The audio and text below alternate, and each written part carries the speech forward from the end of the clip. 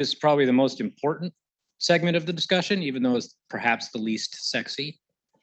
This is where in our process that we ran last year, where we had the hardest time trying to help come up with targeted, impactful recommendations to actually change the nature of this element of the problem.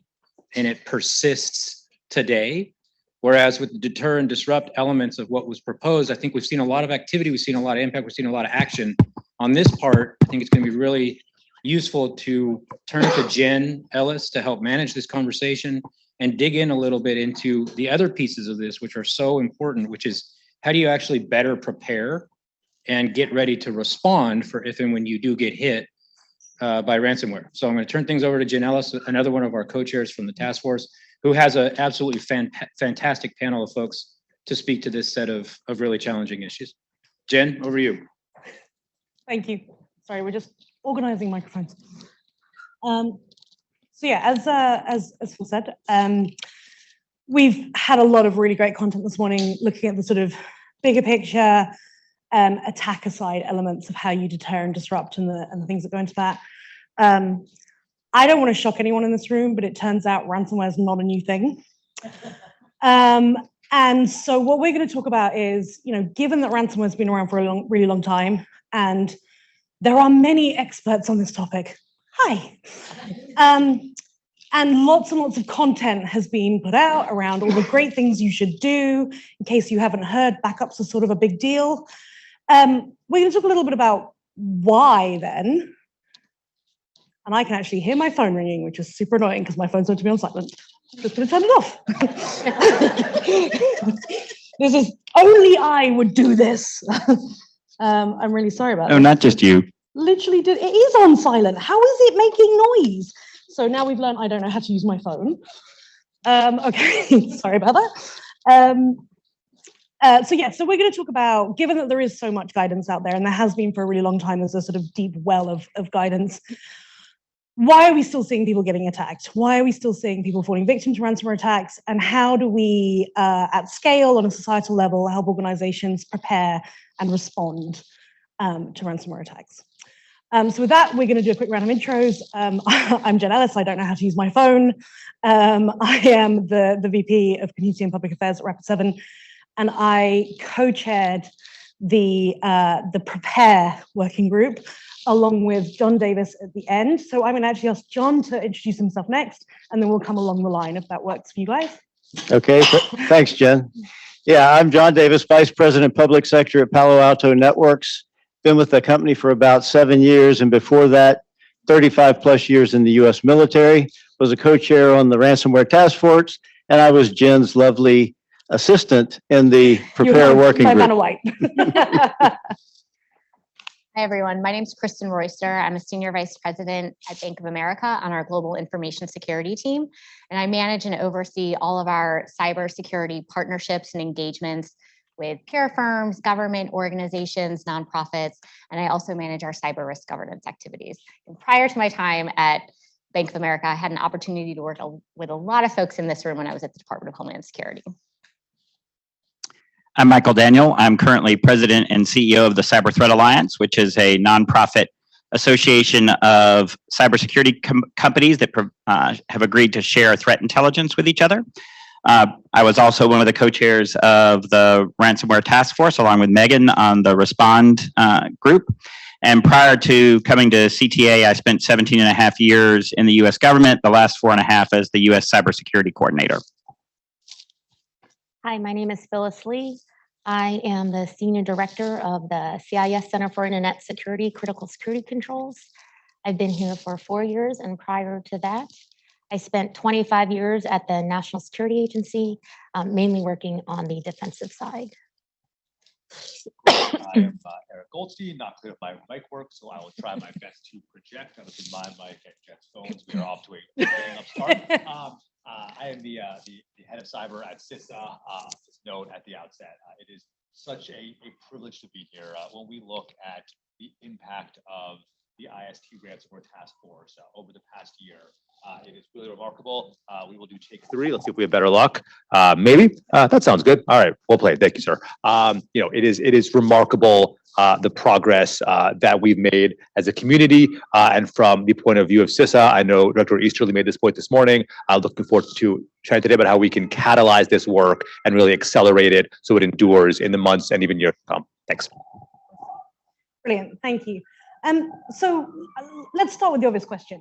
We talked about, or I talked about the fact that there is a lot of guidance out there already, and yet organizations are continuing to fall victim. So what are the barriers to adoption? Why is everybody not just nailing it, getting it perfectly right now?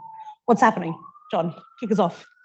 Yeah, I could talk about this all day, but Jen won't let me. This has essentially been my life for the last 7 years at Palo Alto, and the last decade of service and cyber-related things in the military. So I think there are 3 points I want to make, and hopefully some of this will be a little controversial to stir up some discussion and maybe some questions. But and this isn't just about ransomware, but it certainly pertains to ransomware. Number one, we're still making it too easy for threat actors and organizations. We're leaving the front door wide open. You all have heard this all throughout the day. Basics matter greatly, and we're not doing them right. You know what they are. You know them by memory by now. Jen rattled them off this morning, and multi-factor authentication, strong and periodic changing passwords, and regular updates, and being suspicious of who's at the electronic front door. And as security professionals, least privileged access, segmentation and micro-segmentation, deny default firewall settings. These are easy things. They're cheap and sometimes free things, but we don't do them. And why is it that we don't do them? I think that the largest reason is for people in general, for the society in general, we haven't made it personal to them. We haven't made the case that this is important to them. And it's a little bit different for the security practitioners, and I'll get into that in a minute. I think we missed a huge opportunity, and I know we've given it a in progress on our report. We missed a huge opportunity for a very large-scale, national, multinational information campaign to make this case. We've done it. If you compare the digital highway to the physical highway, we've done this with drunk driving. We've done this with seatbelts. We've done this with littering, but we haven't done much about doing, changing behavior, user behavior and security practitioner behavior when it comes to this problem. And I think a lot more can be done, but and that's why education, training, and awareness were something that we tackled on the task force. But the controversial piece that many of you may disagree with, I think we're at a point where you got to consider consequence and enforcement.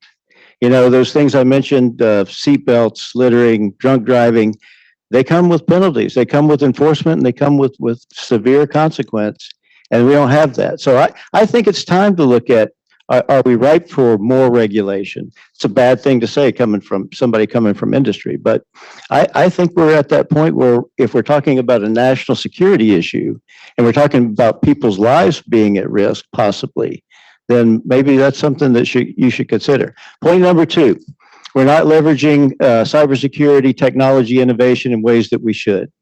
There are capabilities out there today that have been proven successful against not only ransomware, but a whole host of other, top of the line threats that we see, headline grabbing threats. And I'm talking mostly about automation and software-based advanced analytics, big data analytics, behavior analytics, unstructured machine learning, neural networking, AI. Those types of capabilities are not being leveraged the way that they should be. And I think that first problem, basics, I believe that that'll take care of 80 to 90% of everything we're seeing right now. But that extra 10 to 20%, it's going to get through unless you can use these innovations. And I believe even these types of innovations can even help idiot-proof the basics if we do them right. But we have not embraced those capabilities, and they exist today. And then finally, number 3, I'll point the finger at my own industry. I think we have some blame in why we're not, better off than we are today. If you look at what's happened across the industry, I mean, cybersecurity technologies are becoming more difficult to understand and harder to use. They're more complex and complicated as they've evolved over the last generation. I mean, if you look at the digital environment over the last 20 years, we've gone from, mainly physical, on-prem, and stationary type an environment. In the last 20 years, it's gone from physical to virtual, on-prem to cloud, public, private, hybrid, multi-cloud, SaaS. We've gone from stationary or fixed to mobile. And look at the explosion of endpoints. And especially if you look at what's happening in the world of IoT and 5G, it's just going to continue to explode. Well, what happened? What did the industry do as a result of that? We came up with individual solutions for each one of those portions of those in the environment that I just described. And even worse than that, we compartmented it worse than that. We came up with a solution for a part of the environment for a piece of the attack process or kill chain. And so the industry essentially has given, the security community a whole bunch of soda straws to look through, because these things are not designed to work together. They're not designed to integrate and work across each other. So what we've given everybody out there is, you figure it out on your own, which means you got to have more and more people, and there's a shortage of people that's never going to be filled, and you got to spend more and more money. And we learned in our discussion at the state and local level that while financial organizations, the big banks, they'll have the money to spend on this, and they can throw the people at it. The smaller you get in an organization, every dollar they get, if it's a choice between availability and security, it's going to go to availability, even if they understand the risks. So I think that you heard Jen Easterly talk about the communication problem. You can't make it a choice between the two. It's a false choice. You've got to make the case to the decision makers that, they're tied together, that security is business or mission enablement. And then the last point I'd say that the community is guilty of is it still reinforces the legacy security model. And that is manual response based on human decision making. And response is the right word because it's focused on fixing a problem after it's occurred. And it's not focused on preparation, and it's not focused on prevention, which is possible for most of this. So I think industry bears some responsibility in this, and I think that is beginning to change. I know it is at companies like mine, but I think that's beginning to change, and that's how I would start off the conversation. Yeah, Jen, I would add two things to build on what John says, that I agree with that. But I would offer that we've actually been thinking about this problem wrongly in two different ways. One is we have kept thinking about the cybersecurity issues, the counter ransomware issue, as a technology problem that can be solved. And it's not purely a technology problem, right? It's also a people problem, right? If you run a large enough organization, you know that there is a certain percentage of your workforce that is just going to click on the link, right? No matter what you do, because it's like the monkey reflex. They just have to know what's on the other side of that link, right?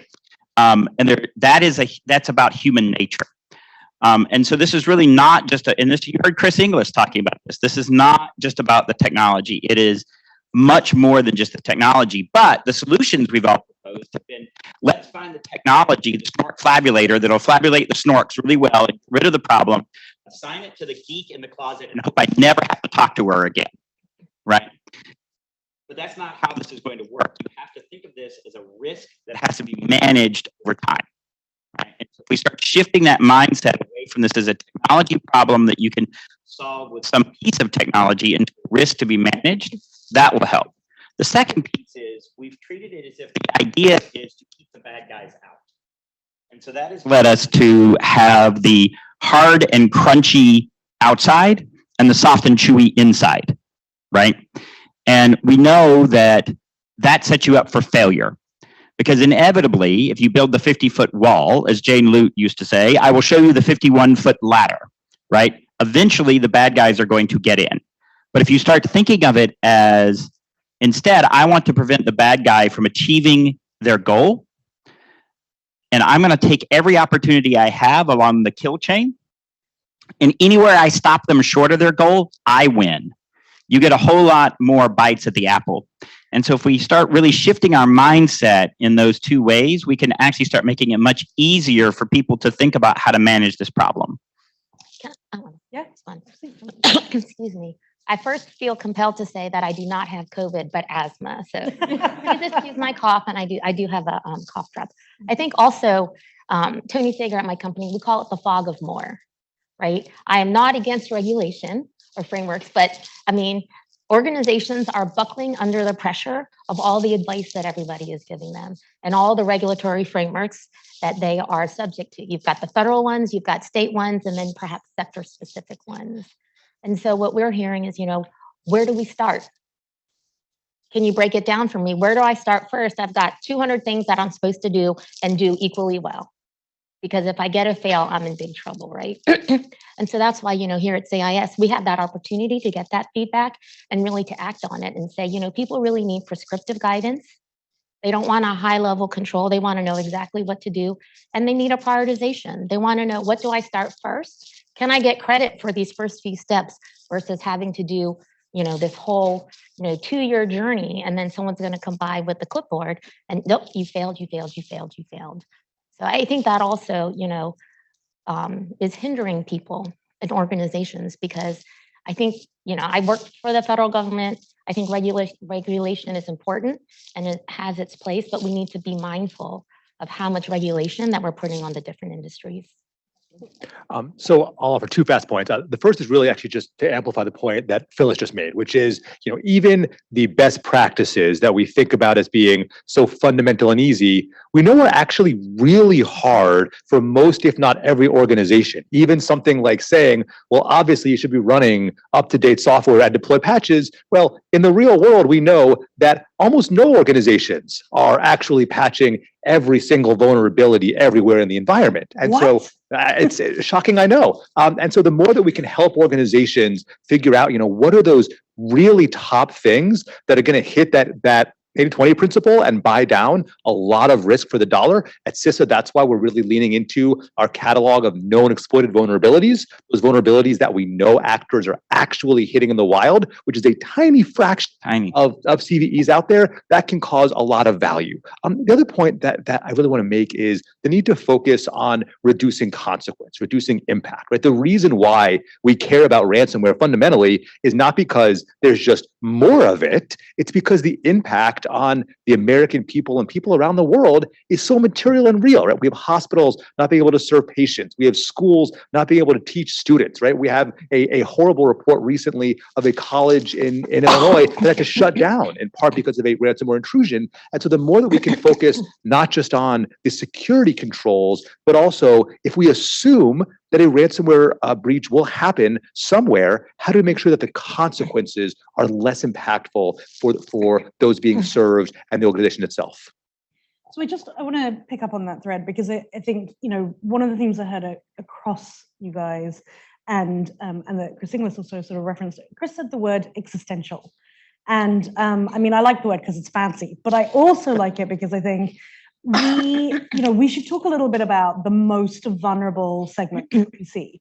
So, we talked about, and to us, I love the point you made that, this is not a Monday morning's activity, right? Like, you're not coming in and you're like, Monday, I got patching done. Tuesday, I did MFA. So for the small to medium businesses, like the small college, it is an existential issue. They can literally go out of business because they got hit by ransomware. And, for our critical infrastructure, and oh gosh, if you're critical infrastructure and you're a small to medium, you're even more in trouble. So what do we do specifically for them who are not in a situation where they can be like, oh, the basics are basic, let's get them done, right? We've nailed it. And they also don't have the ability to build resilience and withstand the disruption. So if they get hit, it becomes, you also have asthma? Allergies. It becomes an issue where they can't sort of hold the line and say, we will not pay. They don't have a lot of options in front of them. So what do we do for them? How do we get them involved, engaged, and set them up for success?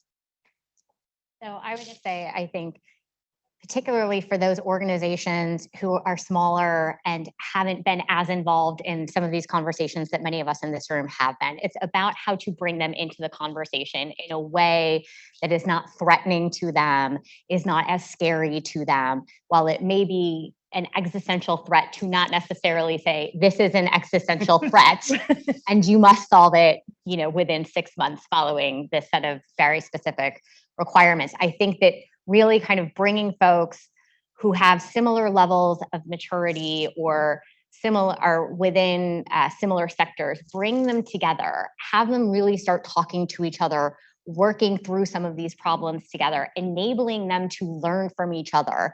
Because quite honestly, a lot of times an organization has gone through something similar and can say, let me save you some heartache and some heartburn, and don't make some of the mistakes that we did.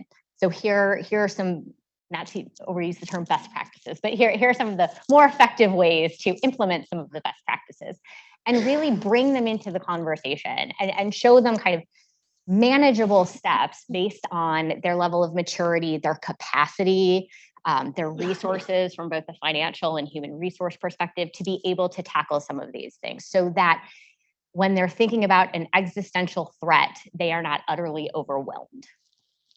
I think that's great. How do we even reach them though? How do we break out of the echo chamber to get to them?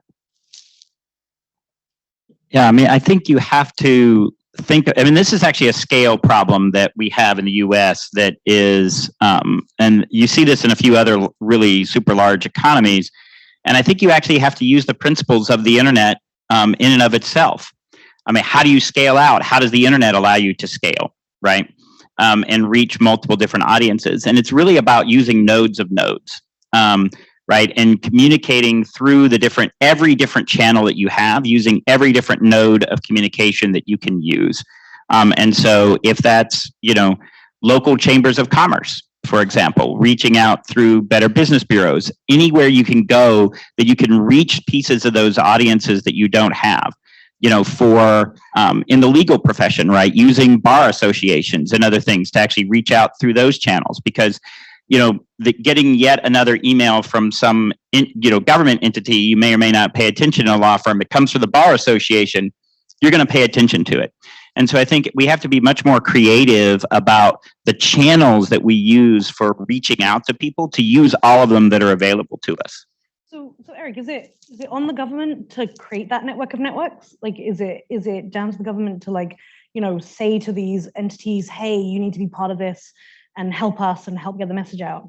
Yep, this is a national, indeed global challenge, and it needs to be a national and global solution. And so I think there's a lot that the government can do to help get the message out. Obviously, the government has some unique platforms, but I think it's really incumbent on all of us in the security community, building on a prior point, to make sure that we are not only talking within the community of like-minded individuals who all understand the importance of this work. And the more that we can be talking about cybersecurity, not just at cybersecurity conferences, but also at education conferences and real estate conferences and healthcare conferences, the more that we can be talking to local chambers of commerce, local school boards about this issue, and actually breaking out of the silos that we're in, that will make a real impact. At CISA, we have regional cybersecurity experts who every day are out there talking in communities around the country, but it still can't scale government alone to meet the need. And so it's something where really all of us need to come together and take those steps to make sure that we're reaching not just security pros, but individuals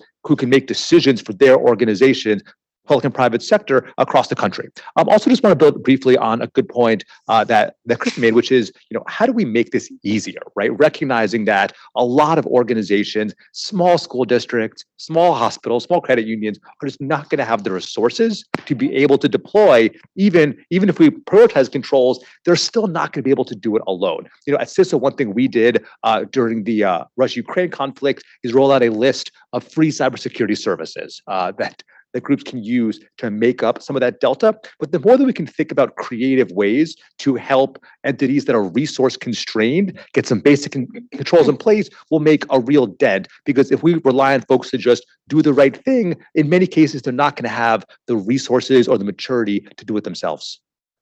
That's great. And I think the free services have been really helpful. One of the other things you just sort of, talking about the conflicts, is we saw multiple governments, I think the sort of Five Nations, all kind of collaborate on putting out guidance to people saying, hey, shields up, like time to go. How much impact do you think it has when you all do it together and you kind of create that groundswell? Our hope is that it has a huge impact. It is not just our Five Eyes partners, but also within the US government, CISA, FBI, and the NSA really moving in lockstep. And I think that sends a real signal across the world to say, this is the authoritative guidance. This reflects something that is really urgent. But then the key point, though, for this conversation is how do we make sure that those advisories, that guidance is not still hitting the same organizations that might be doing it anyway? How do we get that guidance to the organizations that might otherwise be missing it and help them understand the importance? Part of this is also working with, local media outlets, making sure that, we are not just being picked up in, national press or the trade journals, but actually, somebody in a small community in the US or elsewhere is reading about this risk, understanding it, and taking action. So how do we get both broader and deeper across different stakeholders? Awesome. The CIS is one of the things you're known for is helping organizations think about that prioritization and think about, how to break it down and make it easier. How do you think about that when you're looking specifically at ransomware and specifically at the small to medium sector? Right, sure. So, when we talk with small, medium businesses and we look across, even large organizations, not everyone can do everything at the same time, right? And so when you look at improving an organization's cybersecurity program, it's not a one-time thing. It's not I'm going to do these top 10 things and we're great, because no one can do that. It's really about continuous improvement over time. And here at CIS, what we did is we looked at across all the controls and we said, what are the most impactful controls that provide the best defenses against top threats, including ransomware, and that are achievable by small, medium businesses who likely don't have an IT staff and certainly don't have a cybersecurity staff.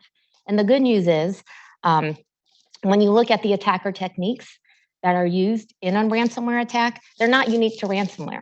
So implementing these defensive measures within the CIS security controls, we're calling Essential Cyber Hygiene or Implementation Group 1. I'll just say IG1 because it's easy.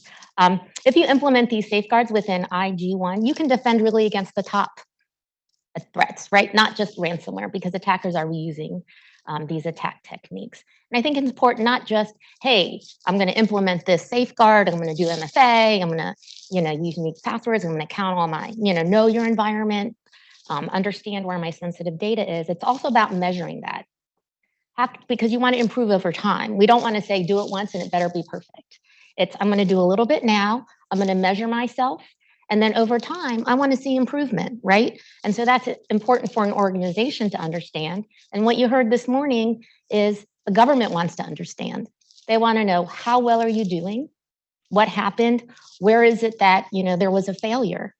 How is it that we can help you? And so is it not cyber? Is it sector specific? Are we seeing this type of threat and these types of defenses being overcome in this sector? And so it's also about providing that reporting so the nation as a whole can look across the different sectors, see perhaps where there are weaknesses, and figure out, hey, maybe we need to provide some funding, maybe we need to provide education or whatever to help organizations within this vertical. Yeah, and I would just also say too, building on that, that it's also about sending the message that it's not all or nothing. Right. That if you actually implement some of these controls, you're better off than you were before. Right. And that in fact it does help. Right. And you can in fact actually reduce your vulnerability, and that most of the time the bad guys are not they're not using their most sophisticated techniques in 0 days. Right. That is just not how much. Yes, I know that's what Hollywood loves to show. Right. And that's what the cybersecurity industry loves to talk about at conferences, is the really awesome stuff.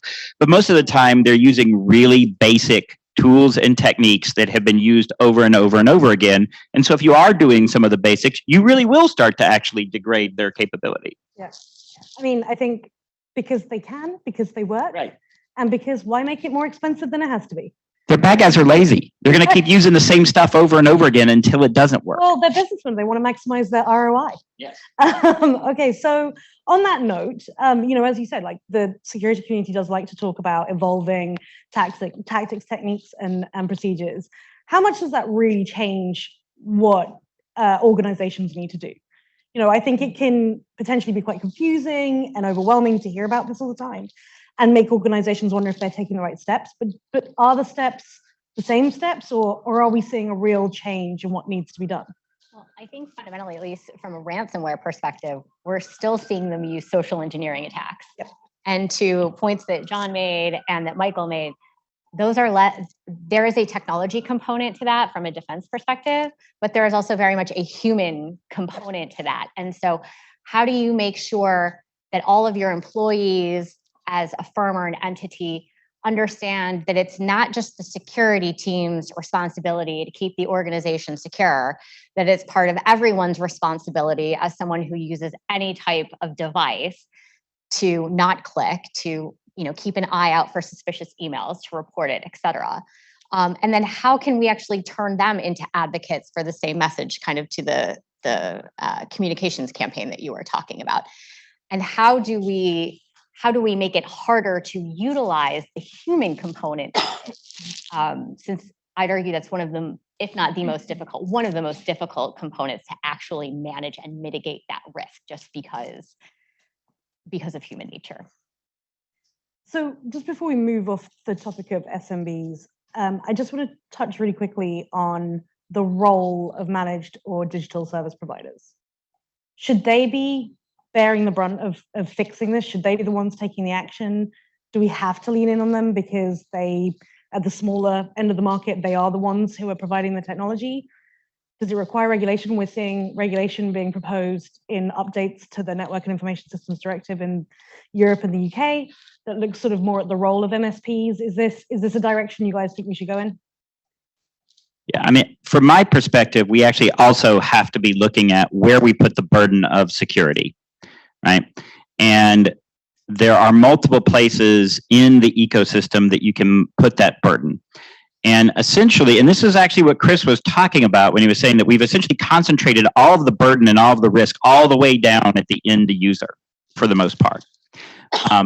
And the reality is that no matter how much we try to do that education, no matter how much we try to do that, putting all of that burden all the way down on the end user, on poor Flo, who just wants to run her flower shop, that's not going to be viable over the long term. And so to pick up on Chris's, automobile analogy, we actually said, yeah, you know what, we're not going to, yes, there is some amount of, there's a responsibility you have as a driver, but the car doesn't ask you, should I engage anti-lock brakes? Yes, no, right? It doesn't ask you that. Should I deploy the airbag now? No, it doesn't. It just does it. Yes, do it now. Yes. We build that in and we put some of the burden on safety onto the automobile manufacturers. And so we decided that we were going to allocate different levels of responsibility across the ecosystem. And we haven't done that yet in cybersecurity. And I think at a social contract level, at a political policy level, that's really where the discussion has got to be. Where do we want different levels of responsibility for cybersecurity to fall in the ecosystem, and what part is going to belong to the government? What part is going to belong to software manufacturers? What part is going to be the managed security providers, and what part's going to be on the end user? And we really haven't gotten through all of those discussions. I should also note that because this is an international environment, right, different countries are going to arrive at different answers to those questions, because there aren't right answers to those questions. There are different answers to those questions. I just add, it is absolutely essential for the burden of security to be allocated to those who are able to bear it, which means that for a small and medium organization, it may make perfect sense for them to transfer some of that burden or risk to an MSP or a cloud provider. But we also need to make sure that we convey the message when we do this communication to our stakeholders who don't think about security every day, that risk transference or burden shifting can't be done blindly. And so you mentioned, Jen, our multi-CL products. One of them just last week, I believe, had to do with security for customers of MSPs. What are the questions that a customer of an MSP needs to ask to ensure that they understand the shared responsibility of the security model, and that they're entering into those relationships with their eyes wide open, understanding their obligations as well, and making sure that their third party is reputable and doing the right thing. And so that sort of risk transference and movement of security accountability can be extraordinarily impactful and effective, but every organization still needs to ask the right questions at the outset and understand what obligations still rest on their enterprise. Yeah, I agree with everything that everyone is saying. And I think we have to remember MSPs, they're managed service providers. I work with a lot of MSPs. So I like to be clear that they don't have an extra S that says security. So please don't put that burden on me. But I like to tell them that organizations think they're getting that extra S, right? So in our country, we recognize managed service providers and managed service security providers. Yeah. Right. And, MSPs, remember, they're also small, medium businesses. Yep. Many MSPs don't understand security. They don't know, they're not implementing it on their own network. And so we are saying, oh, well, if you're a small, medium business or enterprise, please offload to an MSP, right? And there is this built-in assumption that you're getting security out of there. And so we talk about this shared service model. People also have to understand it's, when you say shared, really you're paying for it. It's a fee for service model, right? So if you want security, if you want, backups, if you want to make sure that you can recover from backups, you have to pay for that. And you have to understand the contract and understand, hey, we need to run these exercises. We need to understand, can we recover from a backup, et cetera? Because I have talked with many organizations who say we thought we were getting backups, and what are they going to do? One small, medium business is going to sue another small, medium business? No, right? You just have to move on, cut your losses and move on. So, there is this reliance on MSPs, and we do need to figure out how is it that we can help them, because we are relying on them as that last mile. Awesome. We've talked a lot about prepare. I wonder why that is, John. But we should touch on respond as well. So one of the big things that we've heard today has been all around the challenges of reporting, or the lack of reporting, inconsistency, insufficient reporting. What needs to be done? Where do we go from here? How do things change, Michael? What do we do about it? How do we encourage more reporting? So I think there's a couple of components of that. One is we've actually seen a piece of it, which is you make it required, right? You actually say, yep, sorry, you don't get an option here to actually report this. We're going to require it. But then the other piece of it is, just like we've been talking about, you put the burden where those who are able to bear it. Like, you also don't make it a 20-page form, for a small and medium-sized business, right? You scale the reporting to the entity. And so for smaller entities, you make it a really simple form to actually provide that information, and you make it online. You make it as easy as you possibly can for them to fulfill that responsibility, right? And you just start to bake it into the culture of, just like, if you have an auto accident, right? And your insurance company is going to be like, well, did you file a police report, right? It just comes with part of how you do business. And I think if you start to bake it into those processes, then that will make it much easier. But you make it as easy and as user-friendly as possible, and you put the burden on those that are doing the investigation, that have that greater capability, the technical capability to actually do the technical reporting. So, as someone who's in a sector where there are actual incident reporting requirements, we have experience in kind of a discussion around the benefit and the goal of the reporting requirement. And so, we have our federal financial regulators who recently finalized a regulation that effectively is, they want an early heads up that there is something significant going on. It's, to your point, it's an easy way to report it. There aren't a lot of specific details in how to do it or what information, but the goal is just, it's an early heads up. If if a government entity is looking for more fulsome details about what's going on, that's going to take time. You're not going to know that in 24 hours or 36 hours. And then if the goal is to have a completed report, then that's going to be, further down. And then I think also it's what's the goal of reporting and from a victim perspective, i.e. if they're reporting, is there an expectation of government assistance? Because then there's a timing and resource component to that. And then from the SEC, we've recently seen an incident reporting proposal that has to do with investor knowledge, and which requires a public disclosure requirement, which several industries have highlighted that a public disclosure requirement could actually inhibit, if not make worse, an entity's ability to actually continue the response to the incident that they're experiencing. So I guess having some harmonization, or at least some very specific stated goals and agreement from different government entities at different levels would be helpful, simply because we are seeing a proliferation of requirements or proposed requirements that all have, again, very beneficial goals and outcomes, but really trying to make sure that they don't become overly burdensome on those entities that are experiencing the incidents, I think will be key. Yeah, and I would just like to reinforce, also you have to think about this not as one and done, right? That you want that to actually be the reporting and the discussion to actually be much more of an ongoing dialogue, right? Because certainly, we had several rules, right? When we were in the, on the NSC, all of us, and one of them was the first report about a cyber incident is wrong, right? Just whatever it is wrong. It is wrong in some form. It's wrong about the numbers. It's wrong about what happened. It's wrong. And so you need to have the ability to update the reporting over time, because as you go through the incident, you're going to learn more and you're going to understand it better. And so I think what Kristen was saying about having those different kinds of reporting and allowing for that to be updated without sort of feeling, hey, you changed your answer. Yes, because I learned more. Would you like to continue with the old wrong answer? And allowing for that to change over time is really important. Just a fast point on just the importance of incident reporting generally, which is a challenge that we face. We've talked a lot here about the criticality of prioritizing control, prioritizing vulnerabilities.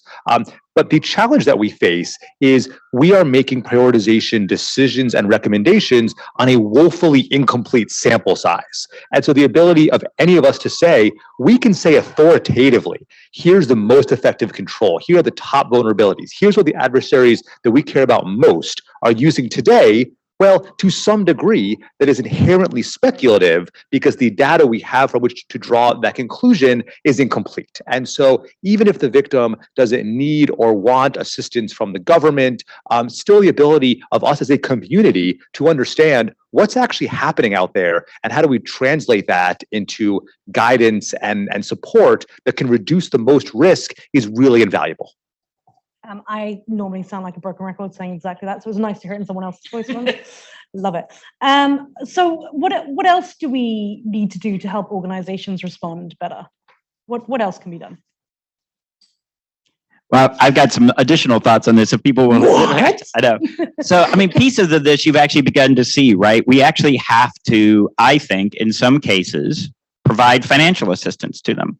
And you've actually seen the U.S. government take the first steps in this, in that Congress actually created the Cyber Response Fund for DHS, and they actually gave it money. Like, they didn't just authorize the fund; they actually put money against it.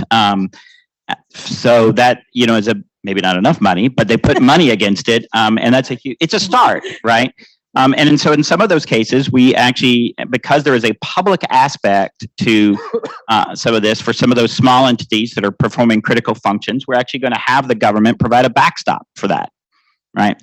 And so I think those are the kinds of discussions that we need to have. Where do we actually want to put the incentives in the system for people to actually make those investments? I think the other piece that we actually really need to wrestle with is what we consider to be a cyber standard of care. Right? What do we actually think the reasonable organization for that size and capability should be doing in terms of cybersecurity? Because that lack is not understanding there we go, I have to swallow the microphone. That lack of understanding of what the minimum cybersecurity requirements are really inhibits reporting, because companies don't know whether or not they're going to be held responsible for what happened or not. And they don't know, because they don't know what the standard is. And so we really need to work towards that idea of what a standard of care is. And that's going to vary from industry to industry, and it's going to vary depending on the size of the organization. Yeah, so, I mean, I agree. I think it's important to have that minimum bar, that what is that minimum standard? Coming from the CIS perspective, of course, I'm biased towards the CIS critical security controls and the work that we've done in this, but it's true. If you want to be able to measure across the nation, how well are we doing? How well are the different verticals are doing? You really need to rely on a standard so that you can actually do that comparison. Without that, then you're guessing. And so, I do challenge the idea of different verticals facing different threats and having to have different priorities. It could be that there is a minimum standard. Hey, know your environment. What's your hardware assets? What's your software assets? Count those. Make sure you're using the latest updates. Patch. Have a secure configuration. Use MFA, right? So you can go across the board and say, these are essential cyber hygiene type activities that every organization should be implementing. Is your latest version of software being supported, et cetera? Are you implementing essential cyber hygiene? And then can we, compare across the different verticals? Hey, this is your minimum bar, because, it is back to the basics. We're seeing the same thing over and over again. The story popped into my head. Went out to the NSA. We're like, oh my gosh, something happened in this theater. So we all fly down to Hawaii, and it's like, no offense, Microsoft, it's that same Microsoft port that's open, that's been open, that you should turn off. And I'm briefing the colonel, and I'm like, hey, if you had patched this, because the patch was released so many years ago, this would not have happened. I mean, thanks for the trip to Hawaii, but hey, I did not have to fly down here to tell you, patch. And you know what he said? He said, patching is so 80s. This was in 2000. Patching is so 80s. What's the tool I need to buy? What do I need to do? The good news is I knew this was going to happen because I've given that brief before. And my next slide was, there's no silver bullet, right? We have to, and this is, and it's true. Chris Painter is saying, I said this 20 years ago. And it's, I'm at that point. 20 years ago, we said patching, right? And so it really is, what is that basic standard? And I think we can come up with a common one, perhaps, CIS or something like that. So. Fantastic. Thank you. We're getting the yellow sign. Thank you so much, guys. You've been absolutely awesome. Great answers. Thank you. And thank you.